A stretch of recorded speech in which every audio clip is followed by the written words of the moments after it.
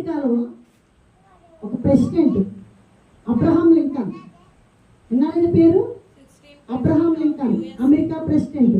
ఈ America president Abraham Lincoln ఒక రోజు ఏం చేస్తూ ఉంటాడంటే అండి, మరి అక్కడ ప్రజలు వచ్చినటువంటి దర్బారు అంటే ఏదైనా విషయాలు చెప్తూ ఉంటే సమస్యలు చెప్పుకోవడానికి వస్తూ ఉంటారు కదా, అక్కడ కూర్చుని ఆ యొక్క చైర్లో కూర్చుని ఆ వచ్చినటువంటి వ్యక్తులకి వాళ్ళ సమస్యలు తెలుసుకుంటూ ఉంటాడు అనమాట.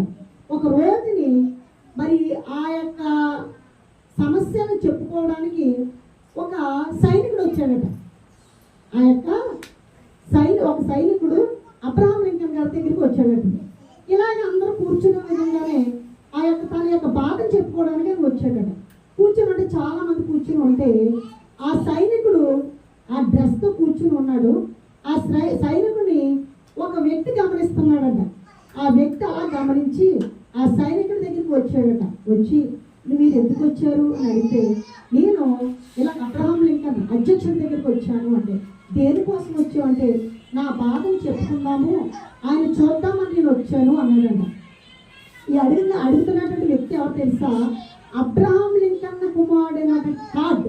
అబ్రహాం లింకన్ కుమారుడు కార్డు అడుగుతున్నాడట. ఈ చెయ్యి ఆ కూర్చున్నటువంటి వ్యక్తికి ఒక చెయ్యి లేదట, ఒక చెయ్యి పోయిందట.